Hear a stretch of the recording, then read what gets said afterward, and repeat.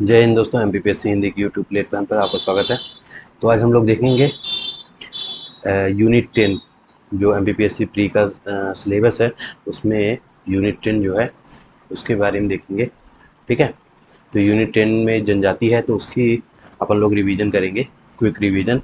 ठीक है ना, जिससे हमारा जो 23 जून को पेपर होने वाला है उसे हम लोग कवर कर सकें। तो क्या है यूनिट 10 में मतपेश की जनजातियाँ, विरासत, लोक संस्कृति एवं लोक साहित्य। तो इसमें हम पहला टॉपिक देखेंगे मतपेश का संवैधानिक मतपेश की अनुसूचित जनजाति के बारे में और उनके संवैधानिक प्रावधान के बारे में। ठीक है ना, तो अनुसूचित जनजाति क्या है, पहली बार उत्पत्ति कैसे हुई अनुसूचित जनजाति शब्द की। पहली बार भारत सरकार अधिनियम 1935 में अनुसूचित जनजाति शब्द का अनुसूचित जनजाति शब्द का उपयोग हुआ। ठीक है, एक सेकंड हम लोग देख लेते हैं कहाँ तक आ रहा है ना, ठीक आ रहा है। तो अनुसूचित जनजाति शब्द का पहली बार 1935 के भारत सरकार अधिनियम 1935 में इसका उपयोग हुआ था। ठीक है ना, तो 6 अप्रैल 1936 में ब्रिटिश सरकार ने आदेश 1936 लागू किया, जिसमें क्या किया, उस समय के प्रांत जो असम, बंगाल, बिहार, बम्बई, मध्य प्रांत, बरार, मद्रास, उड़ीसा, पंजाब व संयुक्त प्रांत में कुछ जातियों, मूल वंश तथा जनजातियों को अनुसूचित जनजाति के रूप में घोषित किया था ब्रिटिश काल में। ठीक है ना, 6 अप्रैल 1936 में एक आदेश 1936 का आदेश जारी करके। 1935 से पहले इन्हें दलित कहा जाता था। ठीक है ना, अनुसूचित जनजाति शब्द का प्रारंभ कब हुआ, 1935 में प्रारंभ हुआ, पूछता है अगर क्वेश्चन तो। और 1935 से पहले इसे दलित कहा जाता था।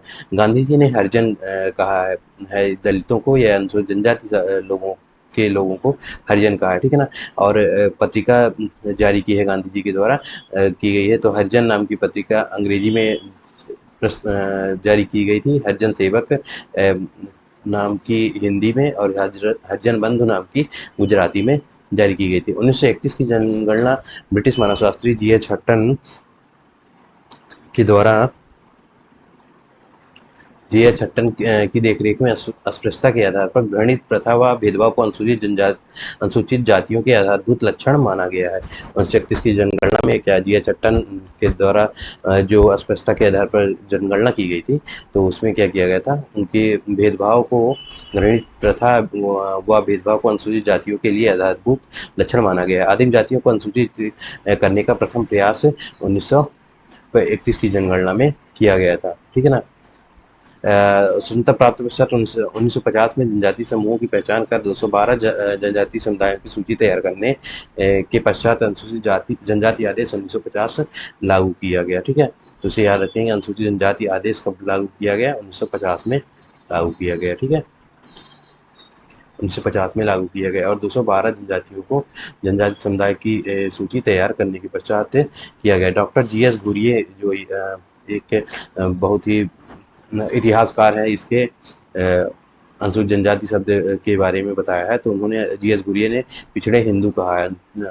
अनुच्छेद 342 में राष्ट्रपति आम सूचना से एसटी अनुसूचित जनजाति के लोगों को जोड़ सकता है, नए लोगों को जोड़ सकता है जो 342 के तहत अनुसूचित है, उनके अलावा अनुसूचित कर सकते हैं राष्ट्रपति के द्वारा आम सूचना से। ठीक है ना, तो डॉक्टर दास और दास ने क्या कहा है, अनुसूचित जनजाति को विलीन मानवता कहा है। ग्रियर्सन ने क्या कहा है, पहाड़ी जनजाति कहा है। तो इसे याद रखेंगे कि ग्रियर्सन ने क्या कहा है, पहाड़ी जनजाति कहा है, डॉक्टर दास और दास ने क्या कहा है, विलीन मानवता कहा है अनुसूचित जनजाति को। ठीक है ना, मतपेश की जनजातियां प्रोटोस्लाइट परिवार की का प्रतिनिधित्व करती हैं, इसे याद रखेंगे। जनजाति अथवा आदिवासी ऐसे समूह हैं जो विकास के सोपान में निचले पायदान पर पाए जाते हैं, जिनका विकास अभी आम जनमानस की तरह नहीं हो पाया है, उन्हें क्या कहते हैं, आदिवासी या जनजाति समुदाय के लोग कहते हैं। अनुसूचित जनजाति की विशेषताएं क्या होती हैं, किसी निश्चित भौगोलिक क्षेत्र पर पारस्परिक अधिकार होता है उनका, और एक विशेष संस्कृति उनमें पाई जाती है, जिसमें जनजातीय जीवन यापन का संपूर्ण चित्रण, जैसे भाषा, प्रथाएं, परंपराएं, धार्मिक विश्वास, कला व दस्तकारी निहित होती है इनमें। ठीक है ना, दस्तकारी मतलब कोई भी कार्य करते हैं अपने लिए। ठीक है ना। आर्थिक रूप से पिछड़े होते हैं, ठीक है ना। इनकी विशेषताएं आर्थिक रूप से पिछड़े होते हैं, भौगोलिक रूप से पिछड़े होते हैं और विशेष संस्कृति इनमें पाई जाती है। शैक्षणिक व तकनीकी रूप से भी यह पिछड़े होते हैं, ठीक है ना। तो इन्हें क्या कहते हैं, जनजातियों की विशेषताएं हैं। मध्य प्रदेश में जनजातियों का भौगोलिक विस्तार, जो कि हमारा पहला टॉपिक था, तो उसमें देखते हैं। तो मध्य प्रदेश में भारत का सर्वाधिक अनुसूचित जनजाति जनसंख्या वाला राज्य कहा जाता है। सर्वाधिक अनुसूचित जनजाति कहाँ पाई जाती है? मध्य प्रदेश में। और अनुसूचित जाति कहाँ पाई जाती है? यूपी में पाई जाती है, ठीक है ना। 2011 की जनगणना के अनुसार 2011 की जनगणना के अनुसार मध्य प्रदेश में एक 15,33,67 है, क्या है, जनजाति समुदाय है। मध्य प्रदेश की कुल जनसंख्या कितनी है? अनुसूचित जनजाति की कितनी जनसंख्या पाई जाती है कुल जनसंख्या में से? जो कि 726,26,809 है। तो उसमें 21.09% क्या है? मध्य प्रदेश में एक की कुल जनसंख्या है, ठीक है ना। एक सेकंड, एक कॉल आ गया। हेलो, करते हैं 5 मिनट्स काम से। मध्य प्रदेश की कुल जनसंख्या, तो मध्य प्रदेश की कुल जनसंख्या कितनी है अनुसूचित जनजाति की? 21.09% है, ठीक है ना। अनुसूचित जनजाति की जनसंख्या की दृष्टि से मध्य प्रदेश का देश में प्रथम स्थान है। प्रतिशत के आधार पर मध्य प्रदेश का 13वां स्थान है, ठीक है ना।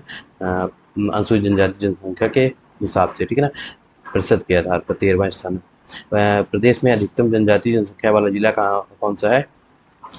अधिकतम जनजाति जनसंख्या वाला जिला कौन सा है? धार में है, ठीक है ना। प्रदेश में न्यूनतम जनजाति जनसंख्या वाला जिला कौन सा है? भिंड है। प्रदेश में अधिकतम जनजाति जनसंख्या वाला जिला कौन सा है? भिंड है। प्रदेश में न्यूनतम जनजाति जनसंख्या वाला कौन सा है? भिंड है। अधिकतम जनजाति जनसंख्या वाला कितना कौन है?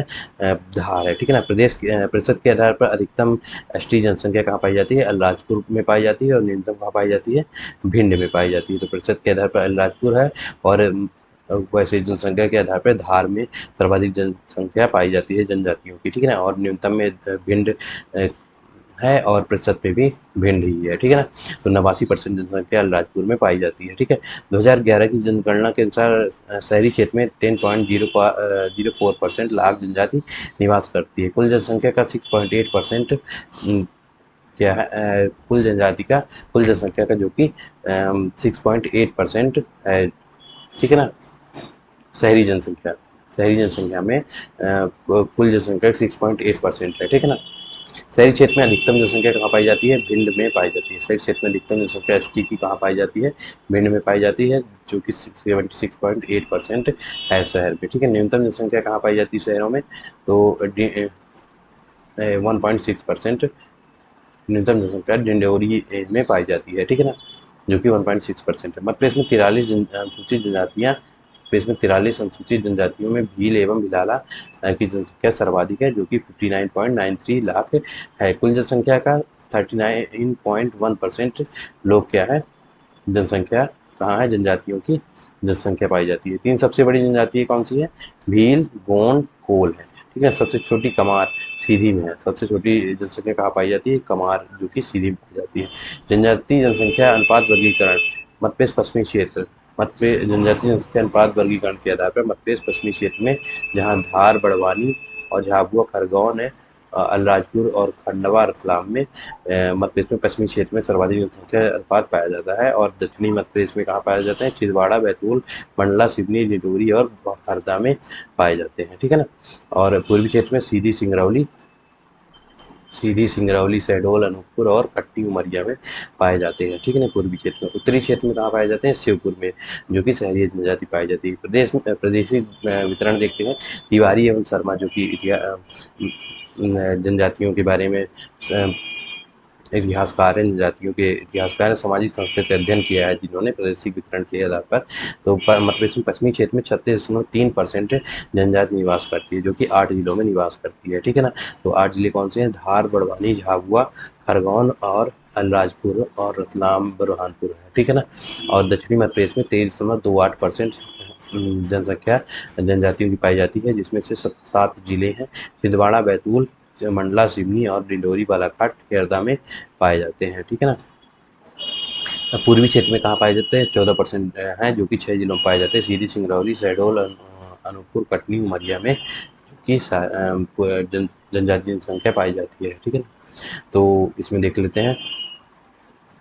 तो शिवपुर, रतलाम, झाबुआ, धारी से मैप में वर्गीकृत किया गया है 4 भागों में, जो कि शिवपुर में ऊपर अ, उत्तरी क्षेत्र में पाए जाते हैं शहरी जनजाति, पश्चिमी क्षेत्र में रतलाम, धार, अलीराजपुर, बड़वानी, खरगोन, खंडवा, बुरहानपुर, और दक्षिणी क्षेत्र में जबलपुर, मंडला, डिंडोरी, बैतूल, सिवनी, बालाघाट, पूर्वी क्षेत्र में रीवा, सतना, सीधी, सिंगरौली, कटनी, उमरिया, शहडोल में जनजातीय संख्या निवास करती है। मतलब इसमें जनजातियों का प्रादेशिक वितरण एवं जनसंख्या 2011, तो जनजाति जनसंख्या प्रतिशत के आधार पे देखते हैं तो भील जो है, तो भील की जनसंख्या कितनी पाई जाती है, 59 लाख पाई जाती है, मतलब 60 लाख के लगभग पाई जाती है, ठीक है। और प्रतिशत के आधार पर 39.08% भील जो कि सर्वाधिक जनसंख्या पाई जाती है, और ये पश्चिमी क्षेत्र में पाई जाती है। ये तो धार बड़वानी है, तो इसमें आप लोग देख लेंगे, ठीक है ना। गोंड के बारे में देखते हैं तो 33.25% और 50 लाख 93 हज़ार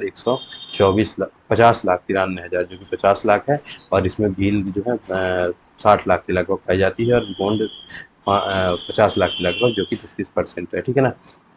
और ये कहाँ पाई जाती है, संपूर्ण राज्य प्रमुखतः मंडला, बैतूल, सिवनी, डिंडोरी, बालाघाट, जबलपुर, इधर पाई जाती है। इसे आप लोग देख लेंगे, पढ़ लेंगे, ठीक है। और कोल जनजाति के बारे में देखते हैं तो 11 लाख तीसरी बड़ी जनजाति है, 11,67,694, 11 लाख लगभग पाए जाते हैं ना, जो कि 7.62% है। तो भील जनजाति कितनी है, 39.08% है, और गोंड जनजाति कितनी है, 33.25% है, ठीक है ना। और भील जनजाति जनसंख्या के आधार पर 60 लाख, और कोल जनजाति गोंड जनजाति 50 लाख के लगभग पाई जाती है, ठीक है ना। और कोल जनजाति 11 लाख पाई जाती है। कोरकू जनजाति देखेंगे तो 4.77% है, जो कि बैतूल, खंडवा, हरदा, देवास, बुरहानपुर, होशंगाबाद, सीहोर, रेसवाना, बड़वानी में पाई जाती है। सहरिया जनजाति के बारे में देखते हैं तो 4.01% है, जो कि उत्तरी क्षेत्र में शिवपुरी, शिवपुर, अशोकनगर, गुना, ग्वालियर, मुरैना, दतिया, रायसेन, सागर, भोपाल में पाई जाती है, ठीक है ना। बैगा जनजाति जो कि 2.71% है, ठीक है ना। तो यह जल्दी जल्दी इसलिए पढ़ा जा रहा है क्योंकि रिवीजन क्लास है ना, हमें 23 जून को टारगेट करना है, हमें 10 दिन के अंदर इसे कवर कर लेना है, ये वाला यूनिट 10 को, ठीक है ना। उसके बाद हम लोग करंट अफेयर्स को भी देखेंगे। भारिया जनजाति अभी अपना वो इकोनॉमिक्स चल ही रहा है, ठीक है ना। तो कटनी, पन्ना, छिंदवाड़ा, जबलपुर, नरसिंहपुर, तो भारिया, ठीक है ना। भारिया यहाँ पाई जाती है। सौर जनजाति है, जो कि प्रमुख जनजातियों में है। सागर, टीकमगढ़, छतरपुर में यह पाई जाती है, ठीक है।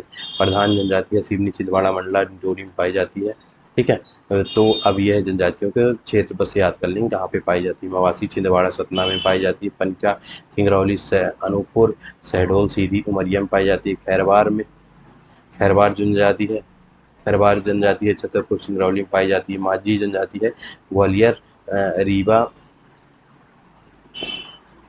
ग्वालियर, रीवा, रीवा, भोपाल में पाई जाती है। पाओ जनजाति शहडोल, अनूपपुर, सतना में पाई जाती है। तो ठीक है ना। उराव जनजाति के बारे में थोड़ा सा याद रखेंगे। उराव जो कि भोपाल, नरसिंहपुर, उराव जनजाति आ चुका है ना। और अगर यह भी इंपॉर्टेंट है, सिंगरौली, अनूपपुर, शहडोल, सीधी, उमरिया, डिंडोरी में पाई जाती है। गंवार जनजाति जो कि शहडोल, अनूपपुर और खंडवा में पाई जाती है, ठीक है ना। बिजावर जनजाति बालाघाट, सिवनी में पाई जाती है, ठीक है। तो यह थोड़ा मैप में दर्शा दिया गया है, ठीक ना। मैप को ज़्यादा ध्यान न दीजिएगा, है ना, रफ मैपिंग की गई है। सहरिया, माझी, खैरवार जो है उत्तरी क्षेत्र में पाई जाती है। पूर्वी क्षेत्र में कोल, कवार, पनिका, पाहो, अगरिया पाई जाती है। मध्य में गोंड, उराव और सौर पाई जाती है। सौर, उराव ये जो है भोपाल का रीजन है, भोपाल में रायसेन इधर के रीजन में पाई जाती है। कोरकू दक्षिणी बैतूल में पाई जाती है, ठीक है ना। वासी, बिझावर, प्रधान, बैगा, भारिया, बैगा पातालकोट की बैगा, मंडला में बैगा पाई जाती है। पातालकोट में जो छिंदवाड़ा का है वो भारिया पाई जाती है ना। इधर देखेंगे भील पश्चिम क्षेत्र में पाई जाती है, ठीक है। जनजाति संबंधी संवैधानिक प्रावधान। जनजातियों के संवैधानिक प्रावधान को 2 भागों में बांटा गया है। संरक्षण संबंधी उपबंध है, विकास संबंधी उपबंध है, ठीक है ना। तो इसमें संरक्षित संबंधी उपबंध कौन से? अनुच्छेद 15(4) के अंतर्गत सामाजिक, आर्थिक और शैक्षिक हितों को प्रोत्साहन। यद्यपि अनुच्छेद 15 धर्म, मूल, वंश, जाति, लिंग या जन्म स्थान के आधार पर किसी प्रकार के भेदभाव का निषेध किया गया है। तो सामाजिक और आर्थिक रूप से इन्हें संरक्षण दिया गया है जनजातियों को, ठीक है। तो इसे आप लोग देख लेंगे, है ना। क्विक रिवीजन करेंगे अपन लोग, ठीक है ना। 16(4) पदों और नौकरियों में आरक्षण और अनुच्छेद 19(5) की संपत्ति मामलों में जनजातियों के हितों की सुरक्षा इसमें की गई है। अनुच्छेद 23 में देखते हैं, मानव के दुर्व्यवहार और बलात्श्रम का प्रतिषेध किया गया है, ठीक है ना। अनुच्छेद 23 के तहत मानव के दुर्व्यवहार और बलात्कार का प्रतिषेध किया गया है, जो कि अनुसूचित जनजातियों से संबंधित है, ठीक है। सांस्कृतिक एवं शैक्षिक अधिकार है अनुच्छेद 29 5 में, अनुच्छेद 15 की धारा 4 से नियंत्रित होती है। 29 में संस्कृत एवं शैक्षिक अधिकार दिया गया अनुच्छेद 29 में, ठीक है ना। तो प्रथम संविधान संशोधन 1951 संविधान में इसे सम्मिलित किया गया है, ठीक है। अनुच्छेद 15 और 29 को 16(4) और 46(3)40 के अनुकूल बना दिया गया है। यहाँ पे देखेंगे किसी विशेष भाषा, लिपि या संस्कृति है उसे बनाए रखने का अधिकार है। यह अनुच्छेद अनुसूचित जनजातियों को अपनी भाषाओं को सुरक्षित रखने का और संस्कृतियों को बनाए रखने का क्या देता है, अधिकार देता है, संरक्षण प्रदान करता है। कानून बनाकर उन पर कोई संस्कृति या भाषा लादी नहीं जा सकती है, ठीक है ना। यह है अनुच्छेद 46 में देखेंगे। अनुच्छेद 46 में अनुसूचित जातियों और जनजातियों के और अन्य दुर्बल वर्गों की शिक्षा और आर्थिक हितों की वृद्धि की गई। अनुच्छेद 46 के अंतर्गत अनुच्छेद 164 में बिहार, उड़ीसा और मध्य प्रदेश के राज्यों में जनजातियों के कल्याण के लिए भार साधन मंत्री की नियुक्ति की गई है, ठीक है ना। बिहार, उड़ीसा अनुच्छेद 164 में याद रखेंगे, है ना। अनुच्छेद 46 क्या है, राज्य नीति निर्देशक तत्व के अंतर्गत आता है, ठीक है, इसे याद रखेंगे। नीति निर्देशक तत्व में कहाँ किया गया है, संरक्षण दिया गया है अनुसूचित जनजाति शब्द को, अनुसूचित जनजातियों को अनुच्छेद 46 में, ठीक है ना। अनुच्छेद 164 में बिहार, उड़ीसा और मध्य प्रदेश के राज्यों में जनजातियों के भार साधक मंत्री की नियुक्ति की जाती है, ठीक है ना। इन राज्यों में जनजाति के लोगों की खासी आबादी है और जनजाति के कल्याण के लिए संविधान निर्माताओं की चिंता की साक्षी है, ठीक है ना। अनुच्छेद 164 में बिहार, उड़ीसा राज्यों में जनजाति कल्याण के लिए भार साधक मंत्री की नियुक्ति की जाती है, ठीक है। अनुच्छेद 330 और 332 और 334 में लोकसभा एवं विधानसभाओं में आरक्षण दिया गया है, ठीक है ना, आरक्षण दिया गया। अनुच्छेद 335 में आरक्षण के दावे दिए गए हैं। अनुच्छेद 335 में आरक्षण के दावे किए गए हैं। अनुसूचित जाति और जनजाति के लिए विशेष अधिकारी की नियुक्ति की जाती है अनुच्छेद 338 के तहत, ठीक है ना। विशेष अधिकारी की अनुसूचित जनजाति के लिए अगर को किसी प्रकार की उन पर समस्या आती है तो अनुच्छेद 338A में अनुसूचित जनजाति आयोग का गठन करने का इसमें अनुच्छेद 338A में किया गया है, प्रावधान किया गया है, ठीक है ना। अनुच्छेद 339 एक में आयोग की नियुक्ति की गई है। आयोग की नियुक्ति की कौन करता है, राष्ट्रीय राज्यों के अनुसूचित क्षेत्रों के प्रशासन और अनुसूचित जनजातियों की कल्याण के लिए के बारे में प्रतिवेदन देने के लिए एक आयोग की नियुक्ति आदेश द्वारा किसी भी समय कर सकेगा और इसे संविधान के प्रारंभ से 10 वर्ष की समाप्ति पर करेगा, ठीक है ना, 10 वर्ष की समाप्ति पर करेगा। और केवल एक ऐसा आयोग 28 अप्रैल 1960 के को नियुक्त किया गया था जिसका नाम अनुसूचित क्षेत्र एवं अनुसूचित जनजाति आयोग था। इस आयोग ने अक्टूबर 1961 में अपना प्रतिवेदन पेश किया था। इसके अध्यक्ष कौन थे, यूएन ढेबर थे, ठीक है, इसलिए यह ढेबर आयोग के नाम से प्रसिद्ध है। यूएन ढेबर 1961 में किया गया था, इसीलिए इसे ढेबर आयोग के नाम से प्रसिद्ध है। आर्थिक विकास के उद्देश्य से की गई व्यवस्थाएं, आर्थिक उद्देश्य किस विकास संबंधी किए गए थे, विकास के उद्देश्य से, आर्थिक विकास के उद्देश्य से अनुसूचित जनजातियों के लिए जो प्रावधान किए गए हैं वह है अनुच्छेद 275 में 339, अनुच्छेद 275 और 339 में अनुसूचित जनजातियों के आर्थिक विकास के लिए की गई व्यवस्थाएं हैं। मुख्यतः अनुच्छेद 275 और 339 के अंतर्गत, अनुच्छेद 275 के अंतर्गत संविधान के उपबंधों की पूर्ति के लिए राज्यों को संघ से अनुदान मिलने की व्यवस्था की गई है इसमें, ठीक है ना, राज्यों को संघ से अनुदान मिलने की व्यवस्था की गई। अनुच्छेद 332 में की स्थापना, संघ की कार्यपालिका शक्ति का विस्तार किसी एक ऐसे राज्य को ऐसे निर्देश देने तक होगा जो उस राज्य की अनुसूचित जनजातियों के कल्याण के लिए निर्देश में आवश्यक बताई गई है, ठीक है, कल्याण के लिए निर्देश में आवश्यक बताई गई स्कीमों को बनाने और उनके निष्पादन के लिए प्रावधान किया गया है, ठीक है ना। अनुच्छेद 339(2) में 275 और 339(2) में क्या है, आर्थिक विकास करने के लिए के उद्देश्य से यह प्रावधान किया गया। 5वीं और 6वीं अनुसूची के बारे में देखते हैं तो इसमें क्या किया गया है, 6वीं संविधान के 10वें भाग में अनुच्छेद 244 और 244 का के अंतर्गत अनुसूचित क्षेत्रों के प्रशासन में संबंधित व्यवस्थाएं हैं। संविधान में अनुसूचित क्षेत्रों और जनजाति का एक विशिष्ट अर्थबोध है, ठीक है ना। अनुसूचित क्षेत्रों का शासन 5वीं अनुसूची के उपबंधों के आधार पर होता है, इसलिए इन क्षेत्रों में 5वीं अनुसूची क्षेत्र भी कहा जाता है। जनजाति क्षेत्रों का शासन 6वीं अनुसूची, जनजाति क्षेत्रों का प्रशासन जनजाति क्षेत्रों का प्रशासन, ठीक है ना, 6वीं अनुसूची के उपबंधों के आधार पर होता है, ठीक है ना। नागालैंड, असम और मणिपुर के जनजाति क्षेत्रों व पर्वतीय क्षेत्रों से संबंधित विशेष उपबंध इसमें दिया गया है। अनुच्छेद 371 का में नागालैंड से संबंधित किया गया है। नागालैंड की नागा जनजातियों को से संबंधित प्रावधान किए गए हैं, ठीक है ना। नागालैंड की जनजातियों को विकास से संबंधित प्रावधान किए गए हैं, ठीक है ना।